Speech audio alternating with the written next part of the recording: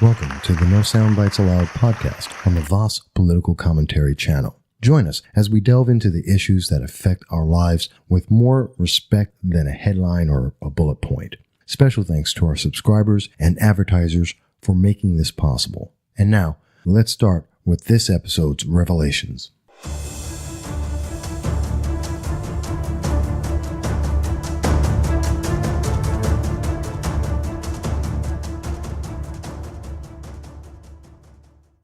Hello, everyone, and thank you for joining us. That's right, this is the No Soundbites Allowed podcast with your host, Michael Voss, Dragon of the Southern Tier, and I'm happy to have you here. In fact, that is the reason why I'm here.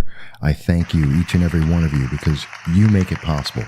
You're the reason why I do this every week and why I'm so involved, and I'm happy to be here for you. So I thank everyone, and I want to get right into the issue that's going on today. I mean, we've been talking about this for a little while, and if you've listened to or been involved with the podcast, the simulcast I do every Saturday on Facebook Live, taking the questions from the audience and the general public and just answering and talking about the issues directly with the public.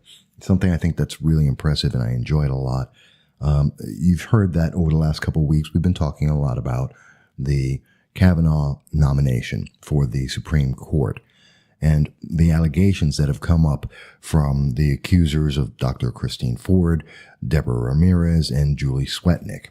And by now, I'm sure we all are very, very aware that the FBI has just completed the supplemental background check on Judge Brett Kavanaugh. And they've come out with their recommendation, or rather their findings, because they don't make recommendations. This isn't a criminal investigation, but they did investigate, and they spoke to 10 people, and they came up with the same finding that they had previously in the last 6 prior background checks on Justice Kavanaugh. That there's no outstanding issue, there is no crime that has been found to have been done, or the allegations that have been made have no credibility. There's nothing there. And so therefore, he is fine to go forward.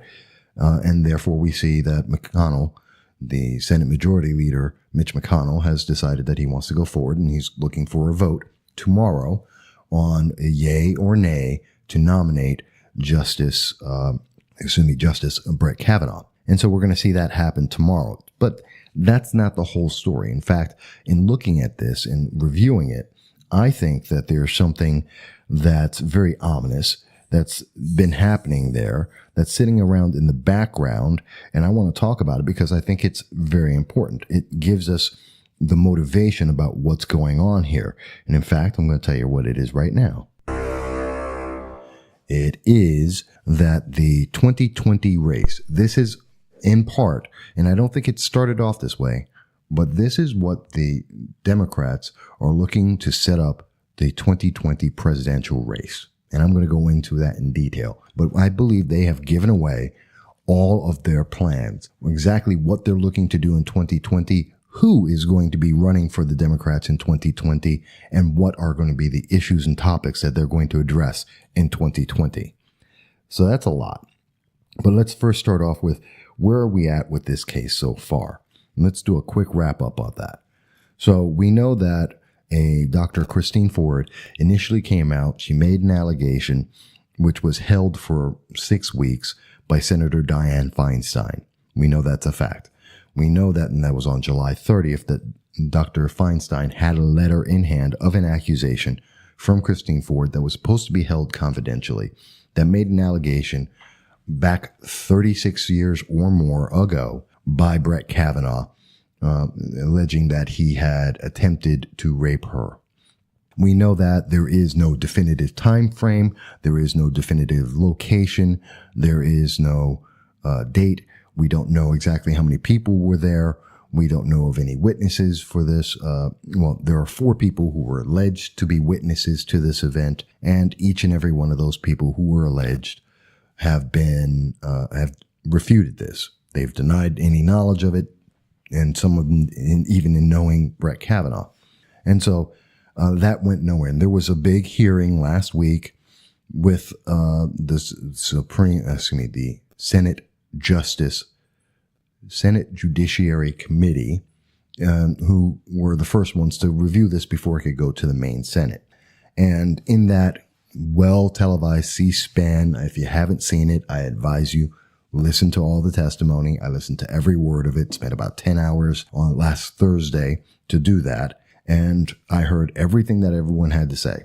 And there was no real evidence provided. To date, today being October 4th, no information that has corroborated anything that Christine Ford has said has come up. Many questions have come up in reference to the polygraph, which was done during a funeral under the stress of trying to get to a plane flight. The question about the multiple doors in her home, which were 4 years prior to what she says they were. She said it happened in 2012. It actually happened in 2008. The purpose was generally seen as for business, not which doesn't corroborate what she was saying. We have a lack of names. We have a lack of witnesses. There's a lot of issues. I'm not going to go through all that. We've talked about it. You've seen it on the news, or if you haven't seen it in the news, because a lot of this is heavily censored or basically hidden by a lot of the search engines. So you actually have to search very heavily for this, because a lot of the information that isn't pro Ford is more difficult to find on all of the social media, the Google and all the search engines, and also with Twitter, which is kind of sad, but that's compelled speech and I won't get into that. Not right now. We also know that there was Deborah Ramirez, who came out after Christine Ford, also making an allegation, not supporting what Dr. Ford said, but a separate allegation, which she admitted. And this was something that was reviewed by the New York Times as well as the New Yorker newspaper. And the New York Times found it so incredulous and without support of fact that they would not run it, because they reviewed several dozen individuals. They interviewed them. And of those several dozen people that they interviewed in over a week, not one person could corroborate anything that was said by Deborah Ramirez. And Ms. Ramirez herself is quoted, because the New Yorker did publish this for whatever reason. Journalistically, there is no reason to publish something you cannot verify in any way. But the accusation by Ms. Ramirez in their article in the New Yorker also states that this accusation being made by Ms. Ramirez, she herself reached out to people and asked them if they remember the event, and they said no to her. And she also is quoted as saying that she's not sure if it was Brett Kavanaugh or not, because the incident she describes was when she was drunk, and self-admittedly, she says it herself that she was drunk, and she is not sure if it was in fact Mr. Kavanaugh, and if it was, or even if it wasn't, exactly what happened, although she believes it was an incident of sexual assault, which is not very credible. And then we have the final one by Julie Swetnick, which came out. She's represented by Michael Avenatti, who's pretty popular for being a salacious lawyer and putting out questionable clientele and questionable issues. And Ms. Swetnick has come out and she made an even more outrageous claim, saying that there were gang rapes, repeated and continuous gang rapes throughout her youth when she was in college, and she was hanging out with the high school aged Brett Kavanaugh. She would be about 18. He was 15. And she was going to parties with the 15-year-old where drugs were being administered to women that she witnessed 10 times, and gang rapes were happening. And she initially made the claim that while this was all happening, she was there, and she eventually, at approximately the 10th time, it's not very clear, she became a victim of a gang rape at these parties. And her reason for going back to these events was that she was doing research on what we don't know, and nothing has ever been published about her research quote unquote. But that was her reason for going. And she initially started with saying that, well, not only was Mr. Kavanaugh present, but he was also a participant in the gang rapes, though she did not witness that, and that he was involved in drugging the drinks that young women were being given at these events. She has since changed that, and her story has become that he was near the drinks that young women were receiving, and she did not witness him in a gang rape, nor did she witness him necessarily being involved in that, but that he was in that vicinity, and therefore, being near the alleged commission of a crime makes Judge Kavanaugh guilty. Lots of people come out, and basically, I think we all agree, the Swetnick thing, throw it out the window. It makes no sense whatsoever, and there is no corroboration by anyone anywhere besides the leaps of logic that you have to go through to be able to accept it as being true. And her character has been questioned publicly by individuals who would say that she's just making it up. In fact, also it should be mentioned that each and every one of these women are known individuals who are against President Trump, who are Democrats, and to some degree or another involved with the far left. It should also be mentioned that in the FBI investigation that was requested by Democrats that we all knew would not be enough, and they have come out and said it is not enough, Deborah Ramirez was interviewed by the FBI, and she's upset because the FBI would not speak to any of her witnesses. According to CNN on October 4th, they have stated that the witness, quote unquote witness, that Ms. Ramirez is mentioning is an individual who, according to CNN, has told them they were a second-hand person. They heard about this from someone else, and therefore, according to CNN, they listed it as hearsay and therefore not a witness itself, which would explain why the FBI didn't investigate the witness. They're not a witness. It's hearsay. It's a rumor. So, and they only found one person who's willing to say that.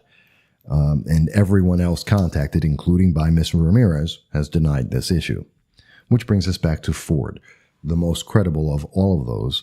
And the FBI went out, they did their investigation. It's a background investigation. It is not a criminal investigation. And the FBI did not speak to Ford. They did not speak to Kavanaugh. Then again, wouldn't have to, because they have both testified under oath in front of the Senate. So we have their stories. And we know that Kavanaugh has provided documentation. She has not.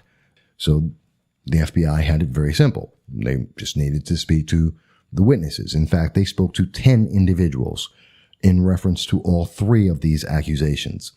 And the FBI, that's actually more than all the witnesses that have actually been mentioned in this.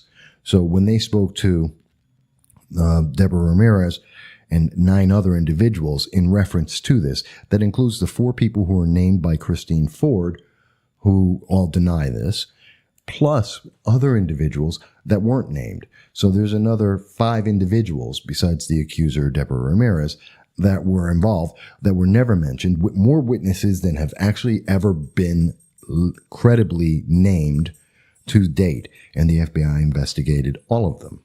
And their conclusion was that there was no proof to these allegations and there was nothing that could be held against or well, they didn't make a conclusion, but there is no substance to the allegations. And he received the same kind of review that he had received 6 times previously. That says a lot right there. I'm not really surprised by that. But this obviously has inflamed a lot of individuals. I have spent a week on on Facebook, on Twitter, in conversations with individuals who have told me over and over again, they have a belief. They believe that Christine Ford is telling the truth. They believe it because even though there is no proof of it, even though there are inconsistencies, they believe it. And because they believe it, they are angry. Belief is not proof. Belief doesn't even mean that it's true. All belief means is you believe it. And that's just where we are. And so they're very upset. And obviously, those people who are upset, the Democrats are hoping will come out and vote. And they're looking to delay this. And we've seen Cory Booker come out and directly say it. So has Senator Hirono has come out and said that their only purpose is they're looking to delay this. In fact, Cory Booker mentioned himself directly that this is meant, whether he's guilty or not, it is meant only to remove Brett Kavanaugh and to start the process all over again about getting a nominee to take us past the elections, the 2018 midterm elections, and brings us into 2020's election series. So that's the goal. That is as stated by Senator Cory Booker and also mentioned by Senator Hirono. So that brings us up to date on everything that was being discussed. Who made accusations, what the FBI did, what is their conclusion, what are some of the loopholes and questions that are out there. That brings us all up to date. So now the question is, but why did all this happen and what is going to be the result? And as I said, I believe this is all about 2020, and this is going to be reflected in the 2020 presidential race. I believe I know who's going to run, and I believe I know who's going to be the vice president, and I believe I know what issues they're going to run on. So if you'll bear with me, I know we took 15 minutes here just to bring us up to date, but I think that's important to set that backdrop so we know exactly what we're talking about to find out what's going to happen as a result. But before we go further, let's take a quick break, and then I'll be right back, and then we'll talk a little bit more.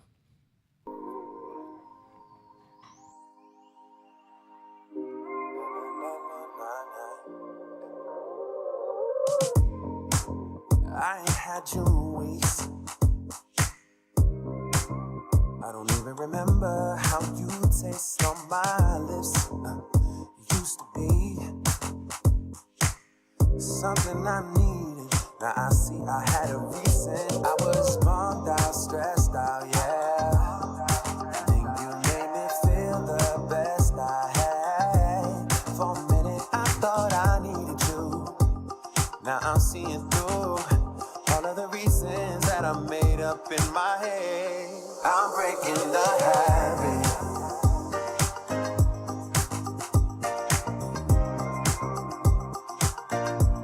I'm breaking the habit.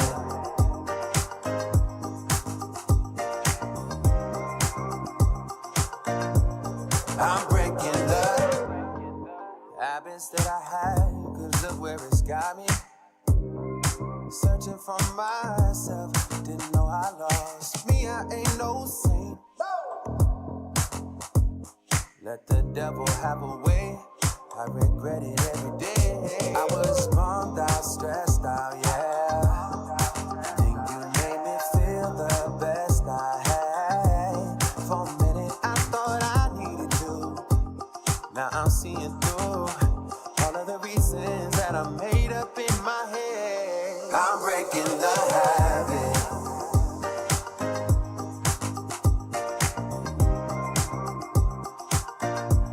I'm breaking the habit.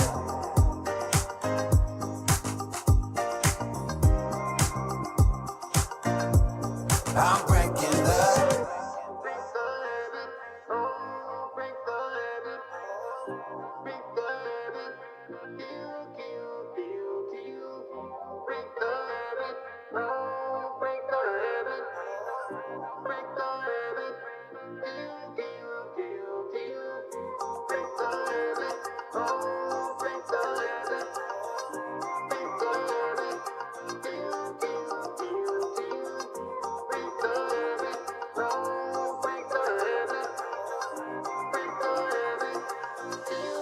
I'm breaking the habit.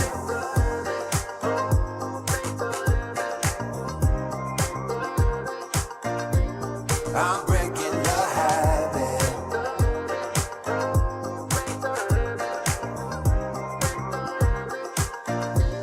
I'm breaking the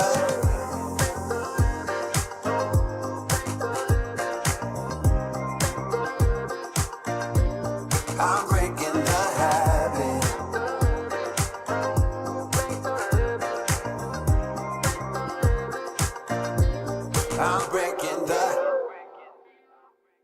Hello, everybody, and thank you for joining us back here at the No Soundbites Allowed podcast. I am so happy to be here with you, and I thank you all for being here. And you guys, you are the reason why I do this. I thank you, each and every one of you. You are great. I love my listeners. I do. So in the last segment, we went through everything that brought us up to date about the Kavanaugh accusations. And I believe I've covered all the credible accusations. There are two others that are just completely incredulous. In fact, one of them was refuted and was the person who made the accusation actually withdrew it and said they were wrong. So it really doesn't matter. So we've seen a lot of this circus going on where there's just no credibility, there's no proof, there's no definition to this allegation. It just exists. So with that said, let's look forward. What does this all mean? Why did this even happen? Well, first of all, the first part is I believe that we're going to see Senator Dianne Feinstein in a lot of trouble. She did this purely for politics because she held on to this letter for 6 weeks when she didn't have to. And in that process, Christine Ford's name was revealed to the press, which started the entire circus, bringing this into the social media and getting the mob involved in what should normally be a very quiet and behind the scenes kind of investigation. And she had the opportunity to ask questions both in person and also in private. She didn't do that, and I believe that was all by purpose. And I believe that we know that the name was leaked to the press. The question is who did the leaking, and I believe most people would believe that it was done by Democrats because they were the only ones in possession of the letter. So one of the consequences of this is that we're going to see that Senator Dianne Feinstein is going to get an investigation against her, trying to figure out who leaked the documents. And it already appears that there was a gentleman arrested by the Capitol Police last night who worked for Representative Lee Jackson. And Representative Jackson's individual was leaking out private information about many of the members of the Senate and the Republicans there, and just leaking information. So that may be the individual who's going to fall on his sword and actually take the blame for the leak. Although how would a staff member of the Representative Jackson Lee how would he get possession of something that was in possession of a senator? I don't know. But that may be the way we're going to see that spun to get Feinstein off of the hook and allow her to run for re-election in her district, where not everyone's enjoying this story, and it's not necessarily going the way Democrats thought.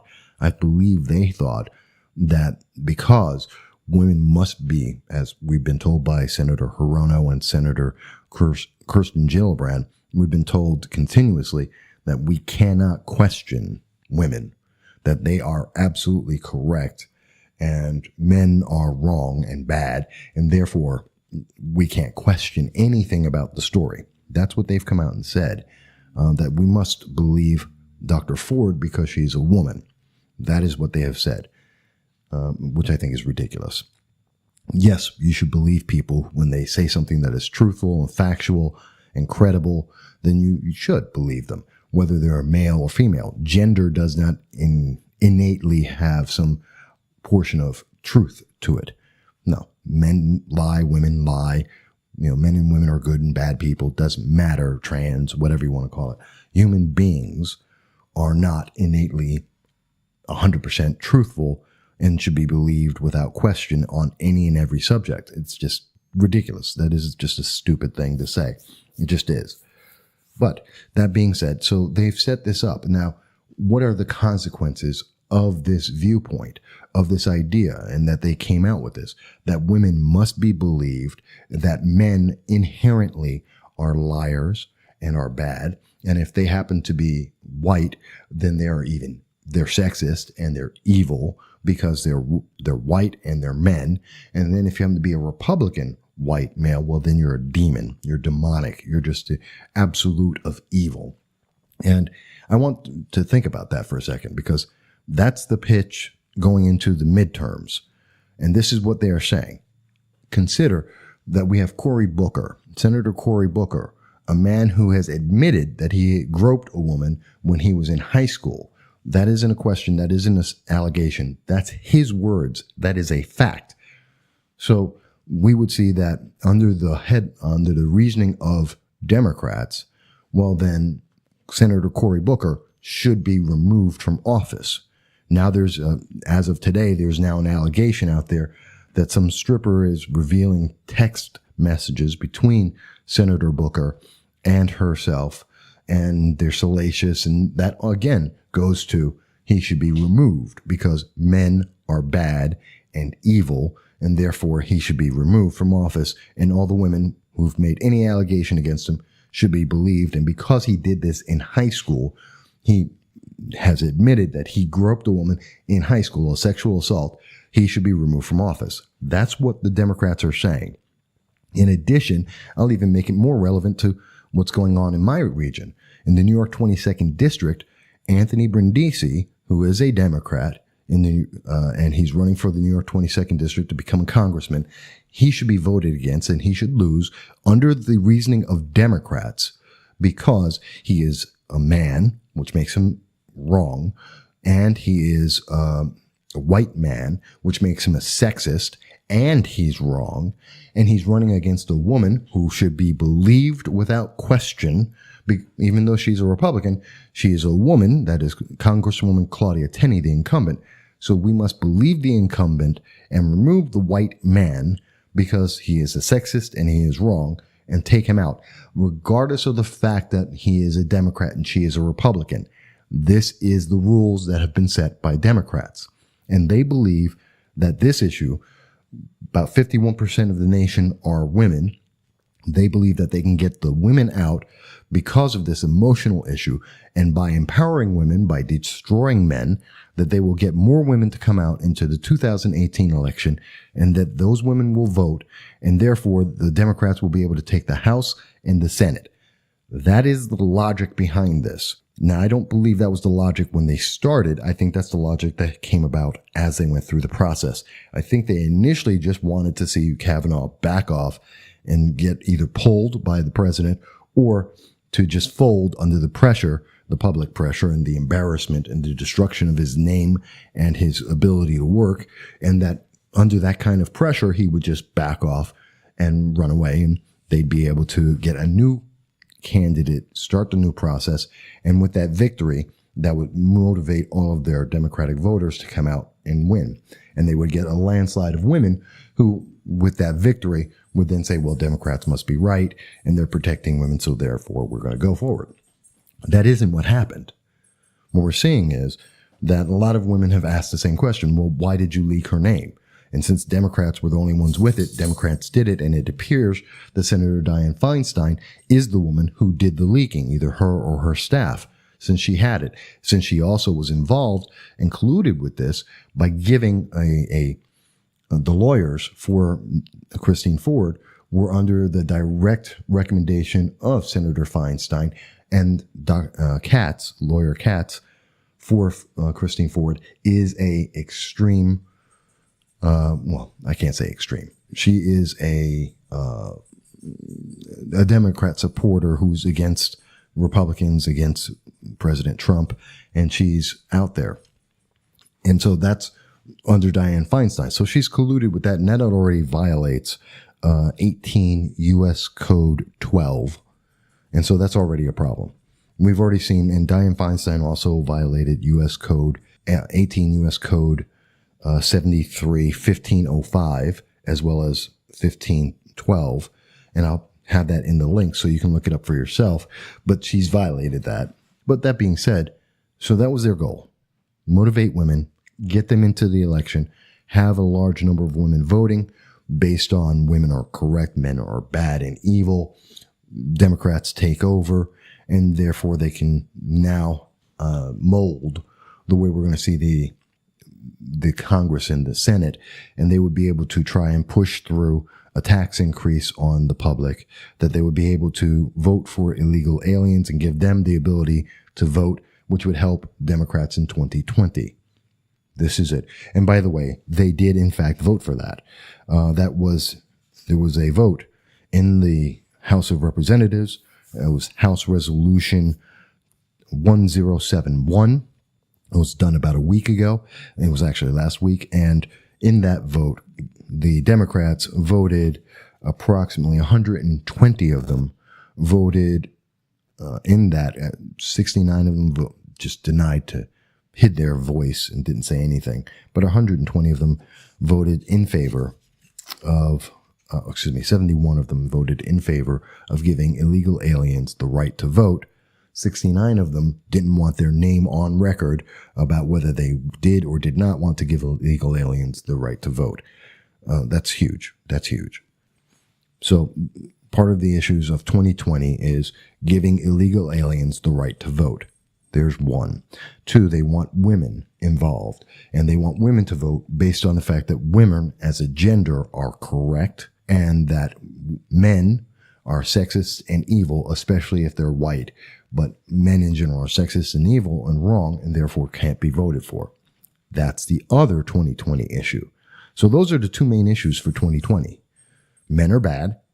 White men are even worse. Republicans are demonic. And to empower women and to promote women, you have to believe them no matter what. And women will come out and vote based on the fact that men are bad and evil and women are always correct, and that this will be the best thing for women. And increasing the taxes will be good for women somehow. I don't understand it, but that's their reasoning. And so they'll be able to do that. And to supplement it, illegal aliens will be able to get the right to vote, which will help protect women somehow.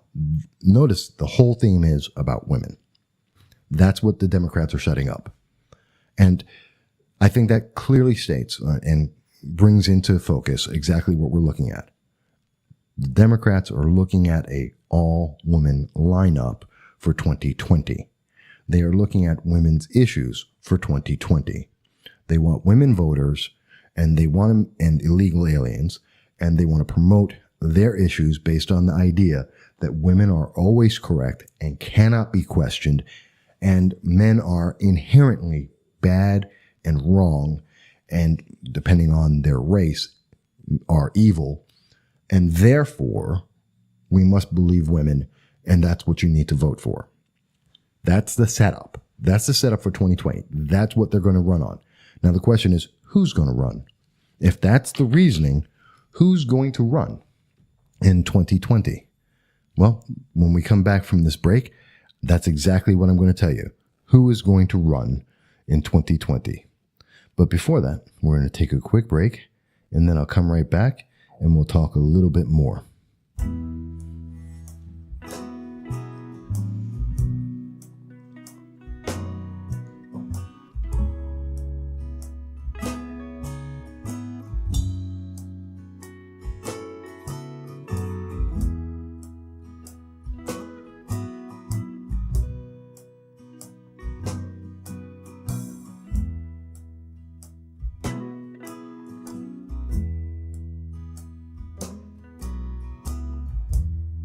I bring the matches, you bring the gasoline. Let's do it right, oh let's make a scene. There's no survivors, no survivors on this road we're on.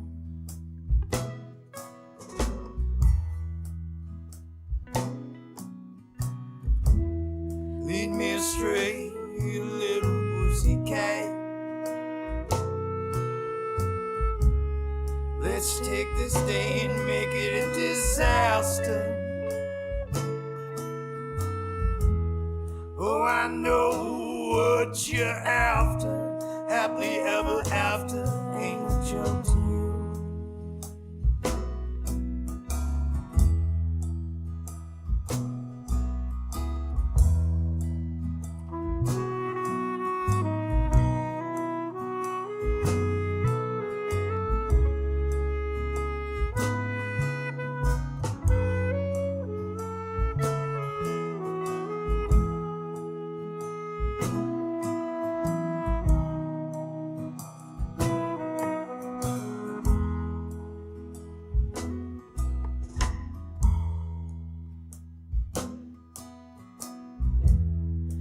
still the hand, won the knife. Yes, Lord, will you please spare this life? He said no. There's no survivors on this road.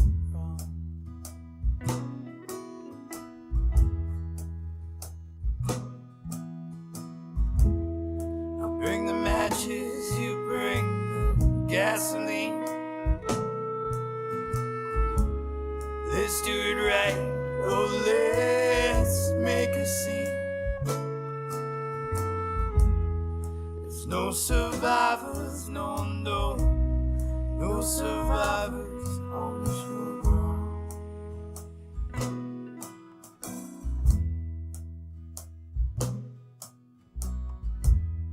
There's no survivors, no, no, no survivors on this road.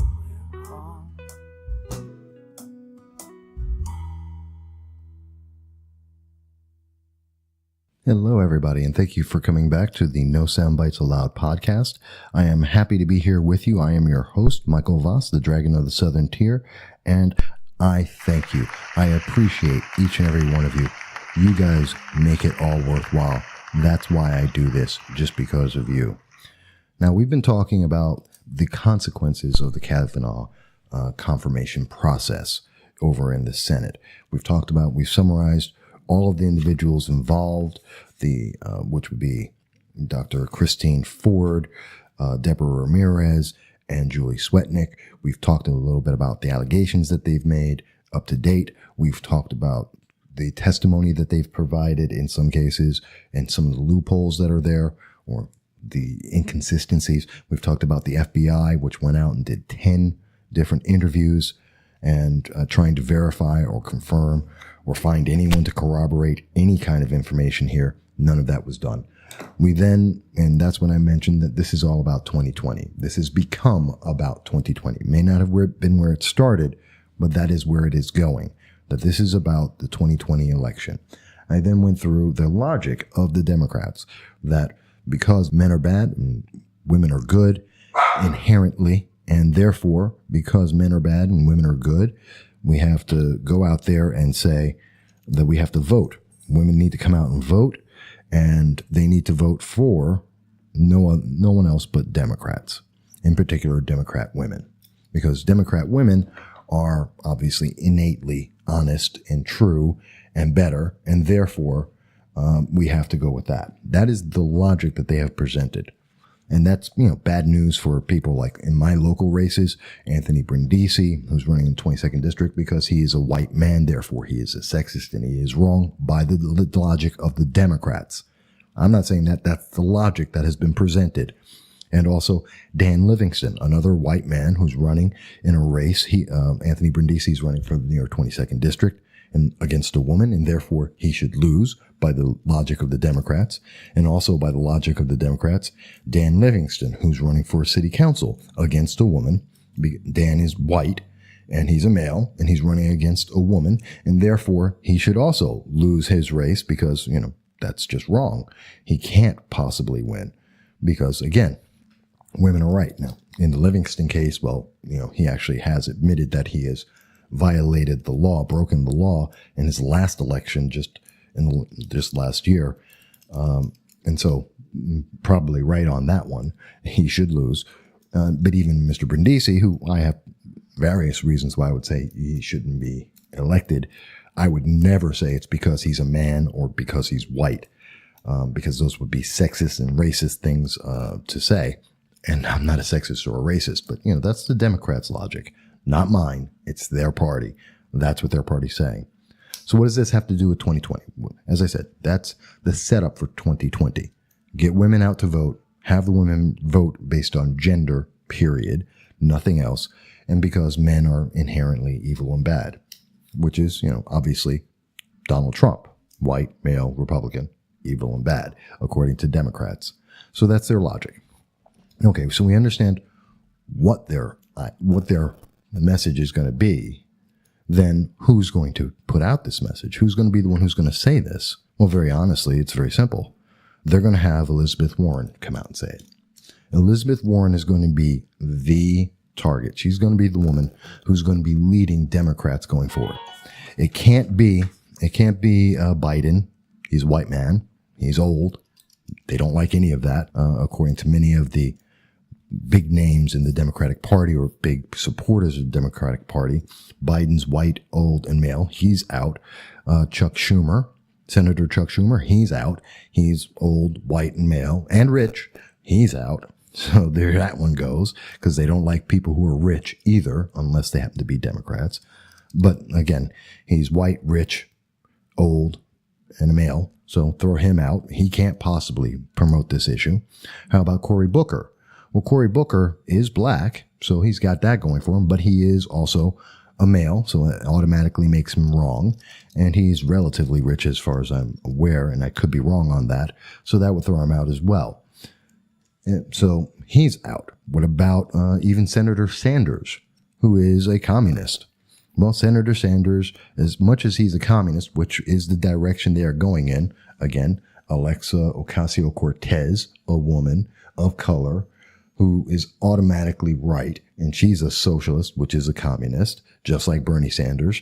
They have their version of him. That is a woman's version. So obviously we don't need Senator Sanders, because he is automatically wrong, because he is white and he is a male and he's rich. So there you go. When you have a couple of houses like he does, when you have 3 houses, that would generally define someone as rich in most Democrats' views. So he's also rich. So he's gone. So top names for running for president on Democratic Party, all gone. What does that leave us with? Well, again, Elizabeth Warren, who happens to be, as she self-describes, she is an American Indian, so native Indian. So that makes her automatically, she's not white. Although, honestly, she's white, and she's not an American Indian.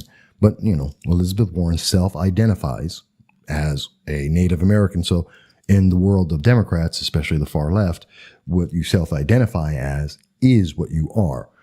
I forget the name of the woman who was with the NAACP, who self-identified as being black, even though her entire family mentioned, no, we're white and Polish, so I don't know what she's talking about. But it was okay, because Democrats accepted her as black because she self-identified as black. So that means she is black. Well, same thing for Senator Elizabeth Warren. She self-identifies as a Native American Indian, even though she's not, and therefore she's not white. So that's no longer, so the race issue that only Democrats have and only Democrats are raising, which would make them racist, but, not in their world. But that makes her not white. So that's good. And she's a woman, so she's not a man. So that means she's automatically correct. She's automatically telling the truth. And we automatically, according to Senator Hirono, men have to shut up, which I will not, Senator Hirono. That's why I have a First Amendment, just like you do. So I won't even say what I would think about that. But that means that she can speak. Elizabeth Warren can speak. She's because she has that right, because she's a woman, and she's right when she speaks, always, because we have to believe her, according to Senator Gillibrand.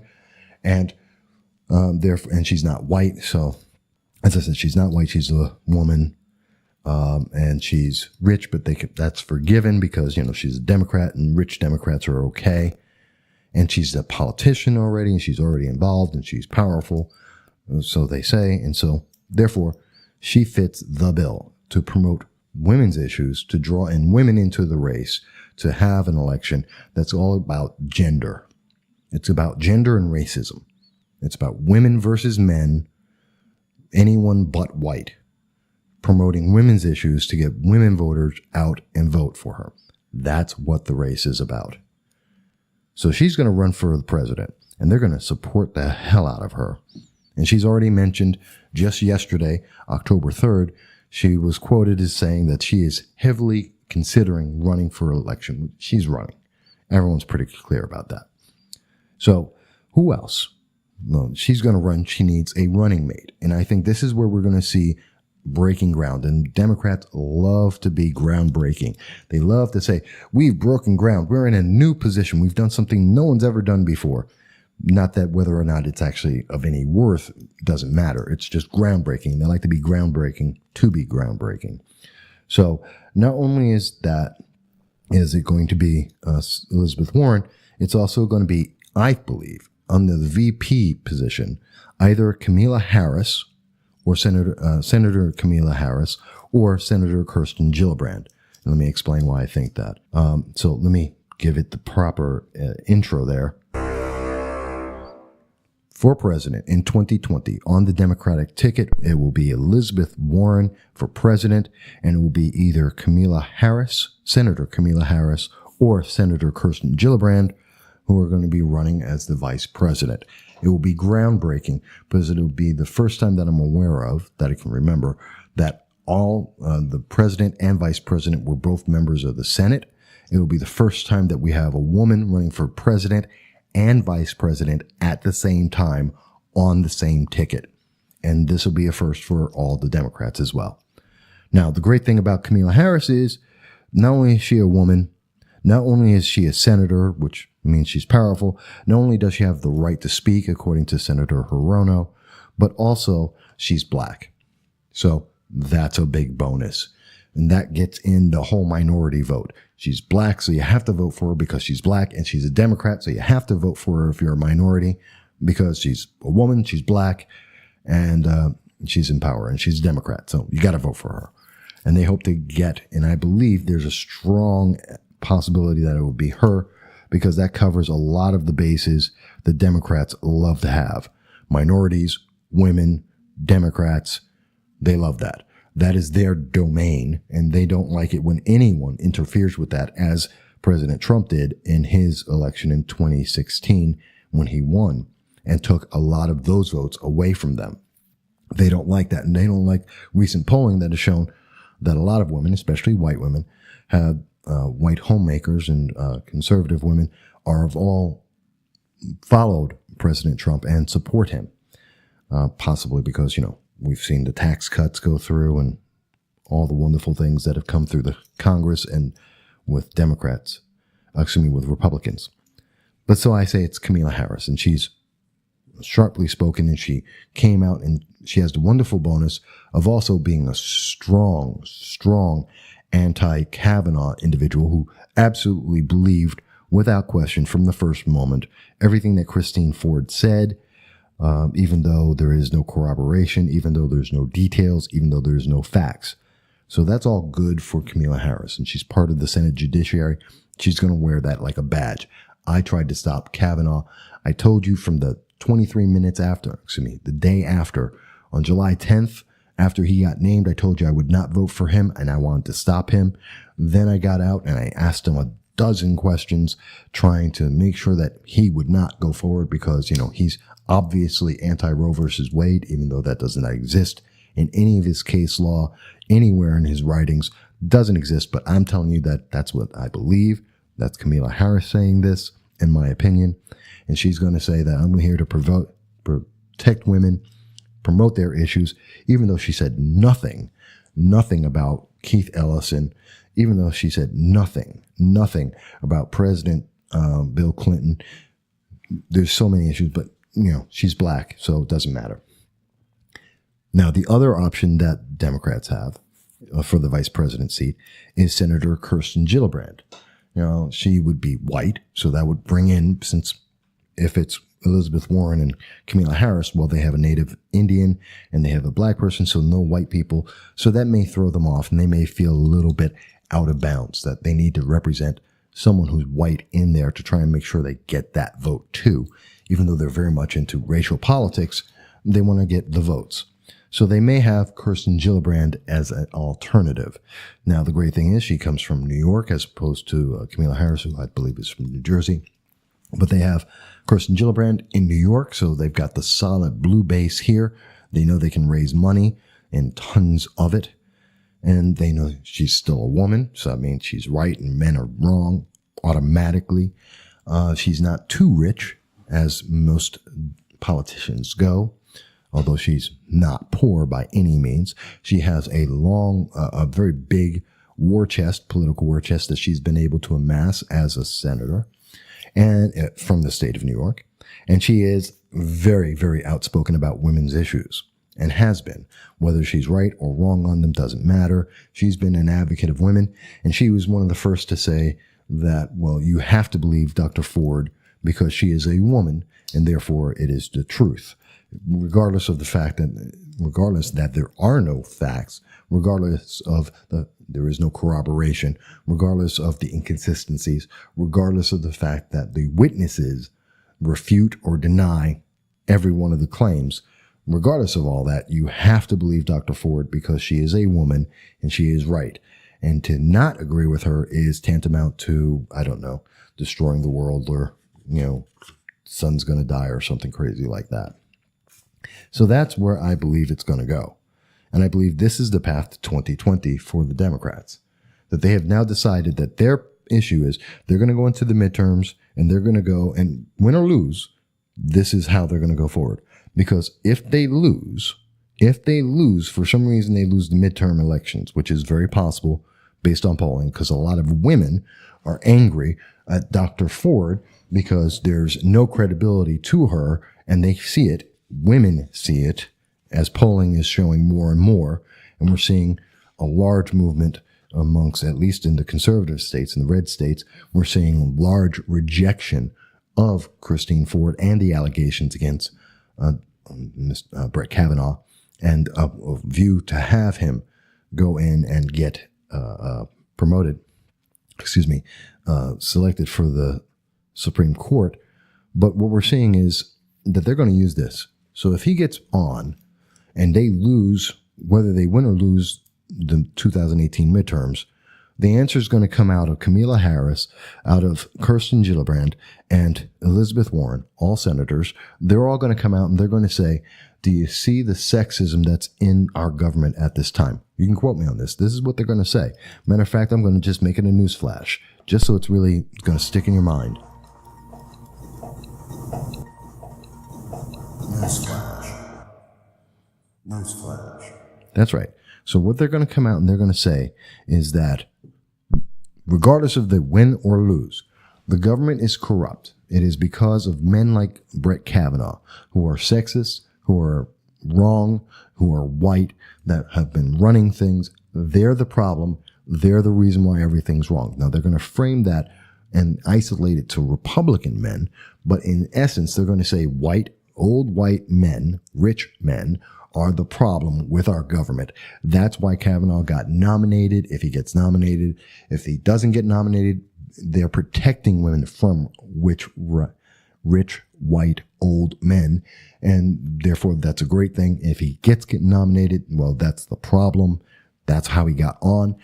In the 2018 elections, win or lose, if every time that Democrats will lose, they're going to say it's because of old white men. That's their reasoning.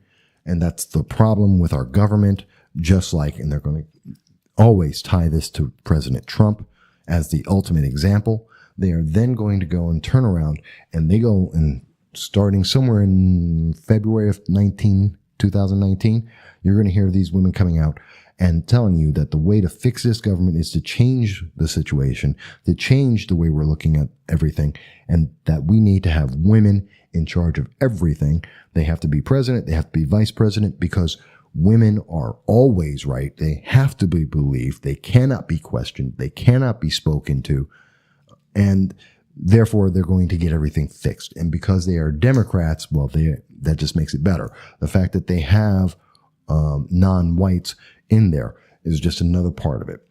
So essentially, we're going to see Democrats run in 2018 midterms, and more importantly, in 2020, they're going to run on sexism, racism, classism, how much money do you have, and ageism, whether you're older or younger.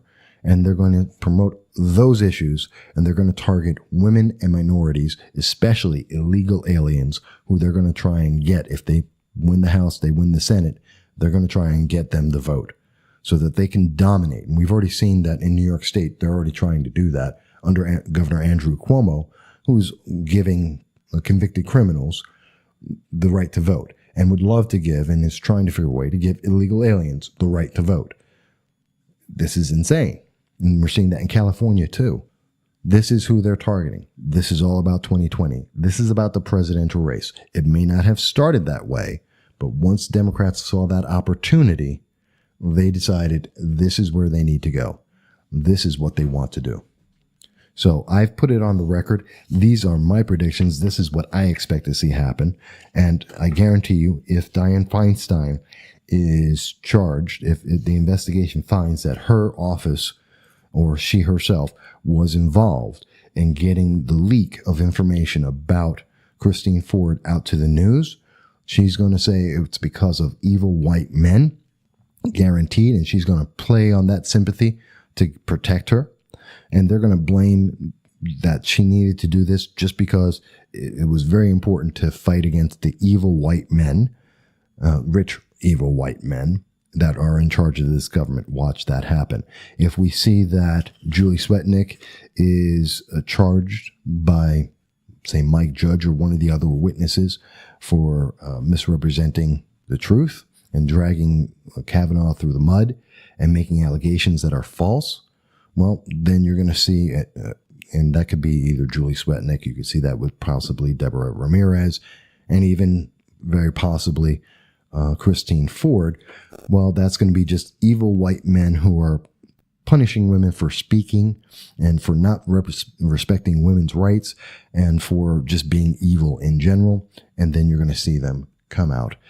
And so that's the game plan. So that's what I see happening. You may not agree.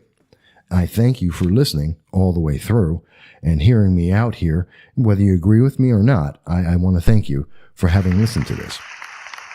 But I believe very strongly that this is absolutely correct, that we have heard everything that's going to be involved. And I'd love to hear, if you think I'm wrong, tell me. If you think I'm right, tell me. Share this with your friends. Let me hear what you think. Do you think that Democrats can win with this kind of mindset? Do you think this is a winning strategy for 2018? Do you think it's a winning strategy for 2020?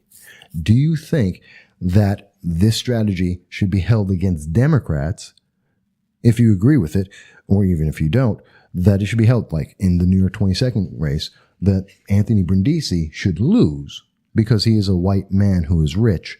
I forgot to mention that he's rich. So he's a white male who's rich. According to Democrats, that makes him evil and wrong, and therefore he should not be able to win, and in fact should even just remove himself from the race because he's running against a woman. Should Dan Livingston, who admittedly has already broken the law, he said so himself, but he's also a white male who is relatively rich compared to most people in his district, should he lose his race as a Democrat against Sophia Rossanetti, who's running in the 2nd District of Binghamton City Council District, should he lose? Because he's running against a woman, and therefore the woman is always right. Do you agree with that? Is that the logic? What about in your area? Does that case apply as well? And would you vote for that based on that reasoning? Is it sexist? Is it racist? Is it classist? Is it ageist? If it isn't, tell me why. A lot of questions there at the end, a lot of things to consider, but I'll let that go. And I'll leave you now. I hope you enjoyed it. And we're going to try something a little different for the ending song. But I thank you all, and I look forward to speaking with you all again very, very soon.